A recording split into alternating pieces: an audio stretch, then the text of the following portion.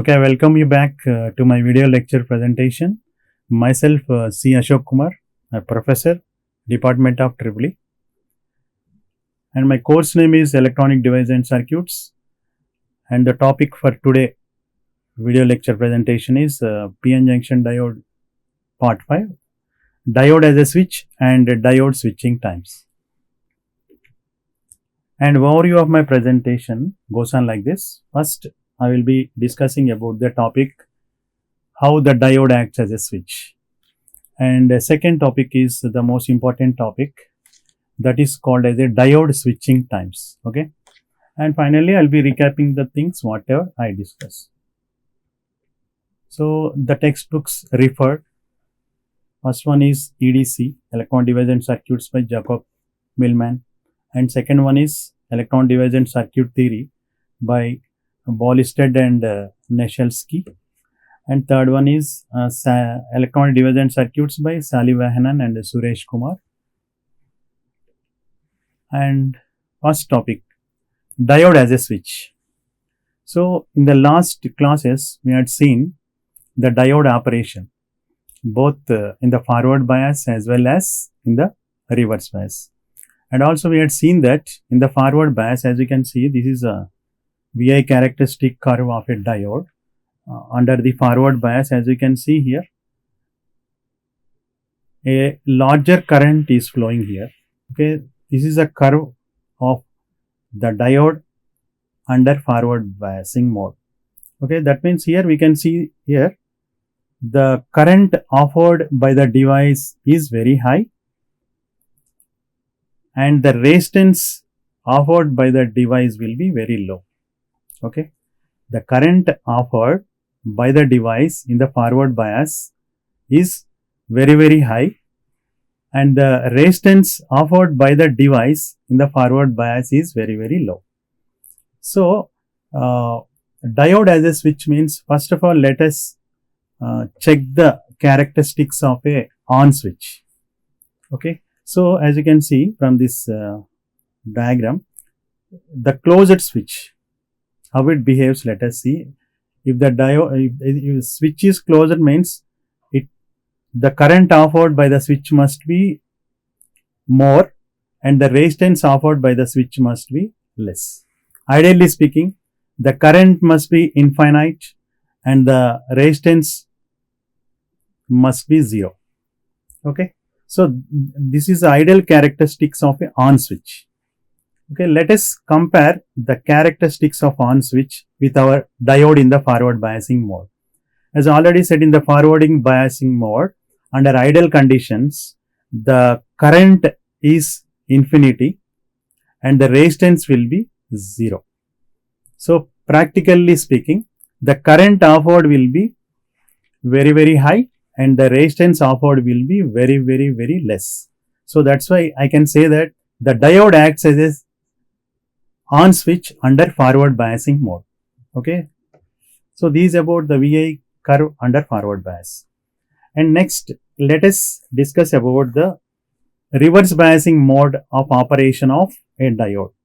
So as you can see here, the current produced through the diode is very small and the resistance offered must be very high. Okay, so now let us check the ideal characteristics of this off switch. Okay, as you can see, this is a symbol of off switch. So if it is an off switch, the current offered under ideal conditions must be 0 and the resistance offered must be infinity. Okay, so now let us compare these characteristics of a switch with our diode under reverse bias. As already we can see from this VI characteristic of the diode under reverse bias, the current, as you can see here, a leakage current will be flown, which is very low, and the resistance offered by the diode will be very high. So that's why here the diode under reverse bias behaves like a off switch. So finally I can conclude the diode acts as a switch. It acts as a on switch under forward bias and it acts as a off switch under reverse bias. It is acting as an on switch under forward bias, and it is acting as a off switch in the reverse bias.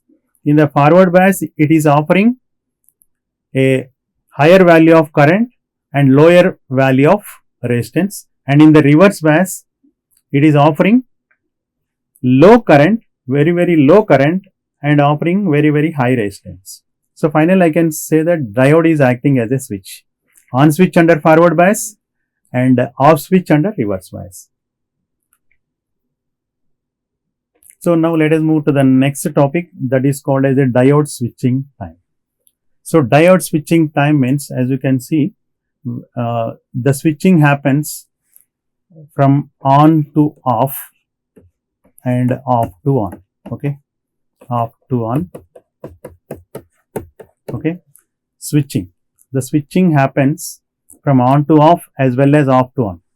Okay, so suddenly if you want to change from forward to reverse or reverse to forward, it affects the circuit. The time taken to respond to such sudden changes is an important criteria to define the effectiveness of an electrical switch. Okay, so the time taken by the diode recovery to its steady state, final steady state, is called as a recovery time. Suppose assume that the diode is in on state and I want to make it to off state. I want to switch the on state to off switch. So suddenly it can't switch to off state. For reaching the steady state value, it takes some time, that is called as a recovery time. Similarly, the diode is in off state, I want to switch to on state. So suddenly it can't happen, it takes some time, that is called as a recovery time. So these two times are there. The time interval taken by the diode to switch from reverse biased state to forward biased state, that means off to on, that is called as a forward recovery time. Okay, so if the diode is in off state, I want to make it into the on state. So it takes some time, recovery time. That time is called as a forward recovery time. Okay. Similarly, the time interval taken by the diode to switch from forward bias state to reverse bias state. That means forward bias means on to off, on state to off state. It is taking some recovery time. That time is called as a reverse recovery time. Okay. So if you compare these two values for our applications in the design of any specific applications, so this TFR, that is a forward recovery time, is very less. That won't create any problems in the designing. Okay, so we won't consider this particular parameter, that is called as a TFR. Whereas if you take the other parameter, that is called as a TRR, reverse recovery time is represented as TRR. So whenever you are designing the power supplies, so we need to consider this parameter. Actually, in the manufacturer's data sheet, they will be providing, along with the data diode specifications, they will be providing this TRR value also. Why? Because it is comparable whenever you are designing, whenever you are going for high speed switching applications, this particular parameter is comparable. We need to consider this value while designing the power supplies. So that's why here we need to know about this particular TRR. It takes so much of time for its transition from on to off. So let us know about this cause, why this is happening. Okay. So what are the parameters that is happening inside the device to make a delay for this recovery time. Okay. So let us discuss in the next slide. So this is first of all, let us observe this circuit. This is a ordinary circuit. A diode is there and a load is there, and here I am applying the input voltage. Okay, let it be AC input or DC input. Let it be AC input. Okay, here I am applying an AC input and a diode is there and a load resistor is there. And here I is the current flowing through the diode and RL is the resistor, which is called as the load resistance. Okay. So here So before moving into this particular topic, let us discuss about the status of the carrier concentrations inside the diode under forward bias as well as reverse bias, and also at zero equilibrium state, that is zero bias state. Okay, this is a PN junction diode, and this particular diagram, and here this is X is equal to 0 means this is a P type, this particular part is a P type and this one is a N type, and here X is equal to 0 is there. This is the junction, center of the junction, and here from X is equal to 0, if you move from center to right, this is the direction. If you move from center to left, this is the direction. Okay, so here if you observe the N type, this is the status I am discussing under zero bias. So here NN naught is the concentration of the majority carriers. Concentration of the majority carriers, that means holes. In the N type, the majority carriers are holes. So that's why here I am representing this as N naught. Okay, so here up to here, from starting from here, this is a concentration of the majority carriers electrons. Okay, that's why I am representing it as NN naught. And here this PN naught, and this is the concentration of the minority carriers in the N type. Those are nothing but holes. So that's why here I am representing it as PN naught. As you know, the minority carriers count is very less.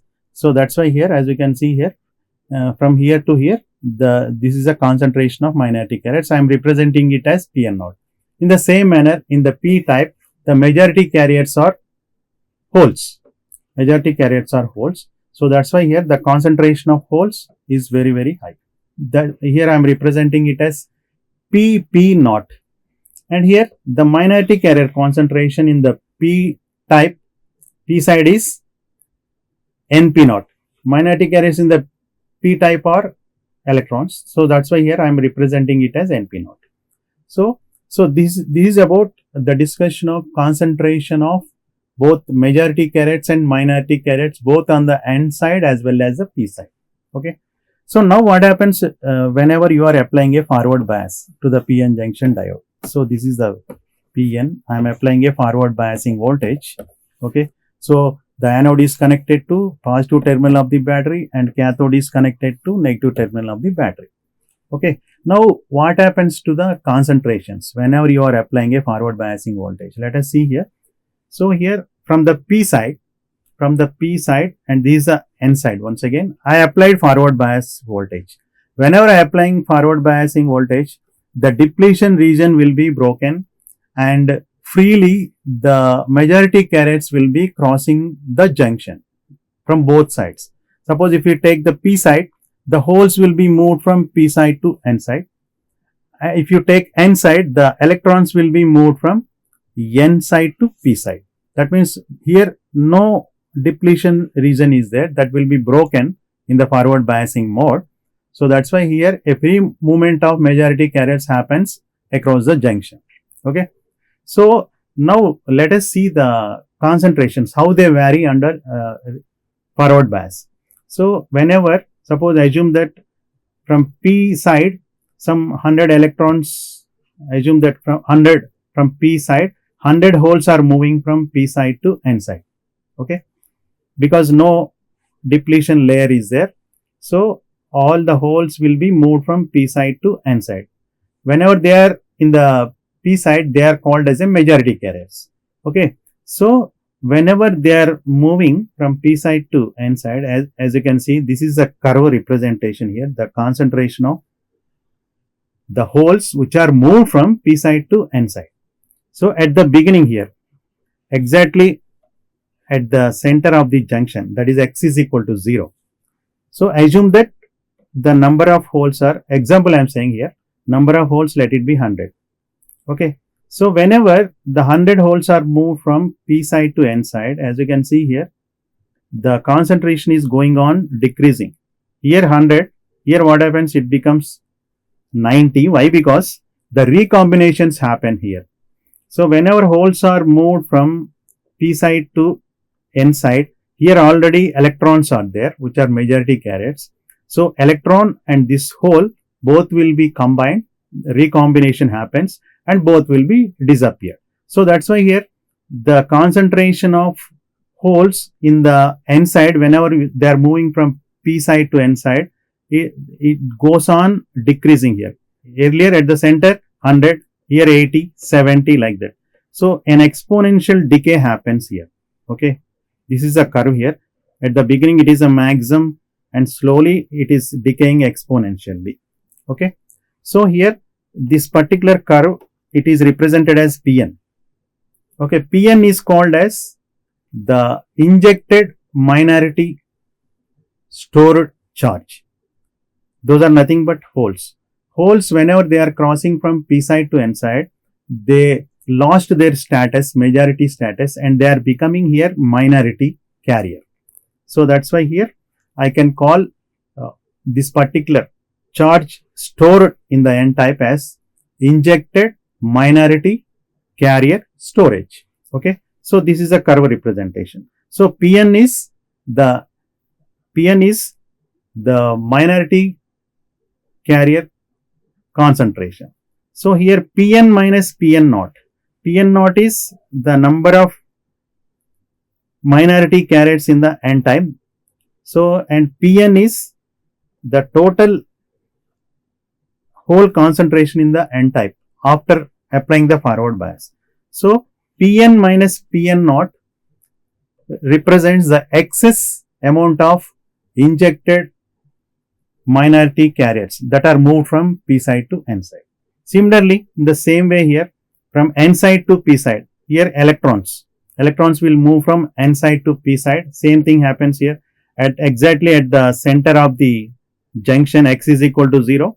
Here the count will be more, and whenever we are moving from center to this particular right to left, what happens here? Once again an exponential decay happens due to the recombinations. So electron, whenever it is moved to this side, already holes are there, hole and electron will be recombined and they will be disappear. So here the count may be 100, and here the count of electrons may be 80, and here the count of electrons will be 70, like that. Finally it will be minimized here. So once again here Np minus Np naught. Np is the total concentration of injected electrons from n side to p side. So Np minus Np naught gives the excess injected electrons from n side to p side. Okay. Similarly here, let us discuss about the PN diode under reverse bias. So already I discussed about the concentrations under zero bias, and this is a diagram about the PN junction diode under reverse bias. So in the reverse bias, you know about reverse bias, the depletion region will be formed, and here the holes, they won't cross the junction. Why? Because the depletion region grows on whenever you increase the applied reverse biasing voltage. So majority carriers can't cross the junction. Okay, they come out of the device in this direction, they won't cross the junction. So only carriers that take part in the conduction of the current in the reverse bias are minority carriers. Okay, so that's why here I am concentrating only on the minority carriers. Under zero bias, the concentration is Pn naught. After reverse bias, what is happening here? Minority carriers at this particular instant, that is x, this is x is equal to 0, that is exact center of the junction. Whenever you are moving from center towards the right side, exactly at here, the count of minority carriers will be, let it be 100. Once again, same number I am taking. So whenever you are moving towards the junction, so here the concentration of holes is decreasing, and here it is decreasing, and finally it becomes 0. Why? Because here also the recombinations will be there. So that's why here whenever they are moving from x is equal to d, that means extreme right towards the center, the concentration will be goes on decrease. Similarly, same thing happens for the whole for the electrons in the p type, which are minority carriers. here the count will be maximum, and they go on decreasing, and it will be reaching x is equal to 0. This is the status of the PN diode under reverse bias. Okay. Now we are discussing about the diode switching time, that is called as a TRR. Okay. Reverse recovery time. Reverse recovery time means the diode at the initial state, it is in the on state, and next we need to switch that to off state. So here assume that the diode is in the on state. On state means, so this is the circuit we have got at the beginning I had shown. So this is the circuit we have got. So I need to make it forward bias. Why? Because from on to off means, so at the beginning here, this is the input voltage I need to provide. Already I provided a forward biasing voltage. Exactly t is equal to T1. I want to make the diode to off state. So that's why here, as you can see here, I applied the reverse biasing voltage. That is, I applied a voltage of minus VR. Okay. At exactly t is equal to T1. Okay. Exactly at t is equal to T1, I applied the reverse biasing voltage to this particular circuit. As you can see here, Vin applied a negative voltage in such a manner, the diode will be reverse biased and the diode must be off. Okay. But what is happening here? Exactly at t is equal to T1, my current must be, ideally my current must move to 0. So here in the forward bias, the current is maximum, IF, it is shown as IF, right? Whenever I am applying the reverse biasing voltage, the current from the maximum value, it must reach the 0 value. Okay, ideally I am speaking. But what is happening here? What is happening here? It is not instantly, it is not moving to 0 amperes. Okay, so it is taking some time. Okay, it is taking some time. Exactly at t is equal to T1, the current must be equal to 0. But what is happening here? It is taking some time. Exactly at t is equal to T3, the current is becoming 0 amperes. Okay, instead of becoming 0 amperes at t is equal to T1, it is taking some time. That is called as a reverse recovery time, which is represented as TRR. So in this particular graph, this TRR can be written as, so as you can see here, this is the storage time plus this is the transition time. So TRR is equal to TS plus TT. Okay, so this is called as a reverse recovery time of a diode. Okay, so why it is happening like that? Instantly, why the current is not becoming 0 whenever I am reverse biasing the diode? Okay, so before going into it, once again recap the things here.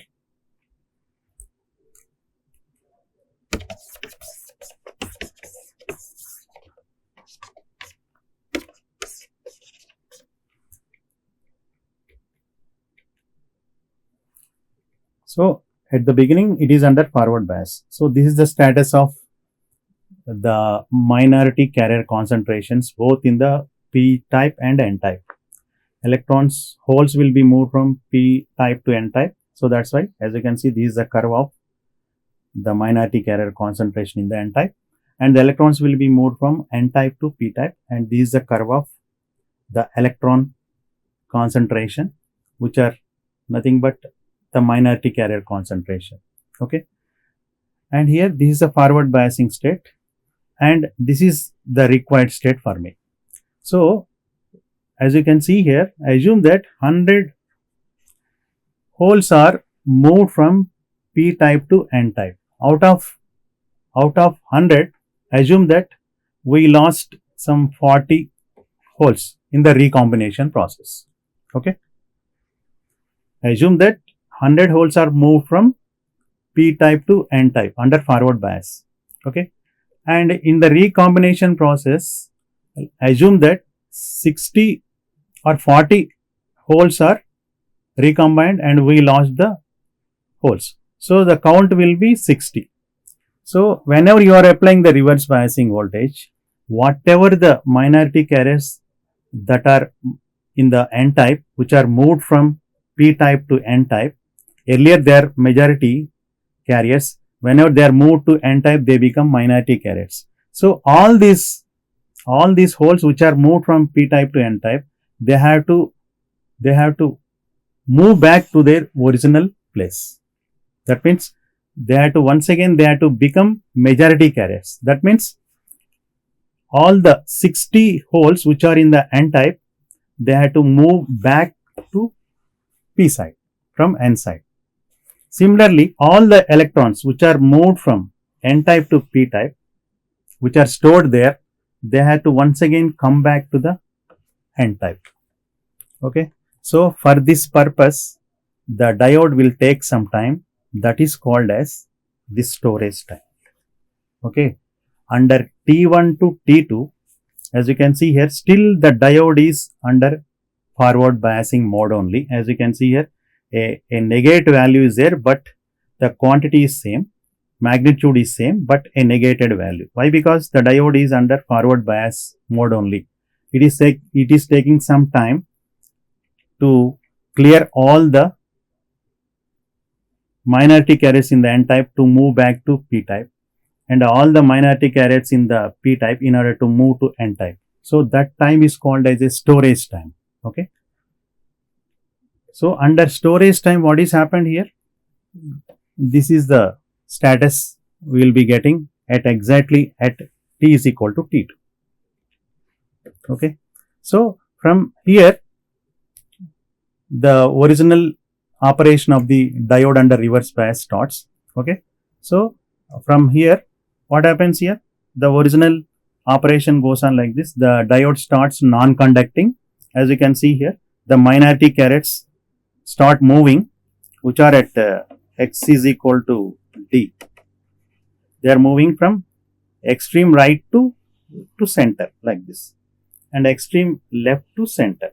So the movement of minority carriers happens inside the device, which leads to a very smaller current, which is a negligible current, which is called as a leakage current. So that's why here, from T2 to T3, the diode current goes on decreasing in order to reach a minimum value. Ideally speaking, 0 amperes, but practically speaking, a reverse leakage current will be there, that is called as I0. Okay.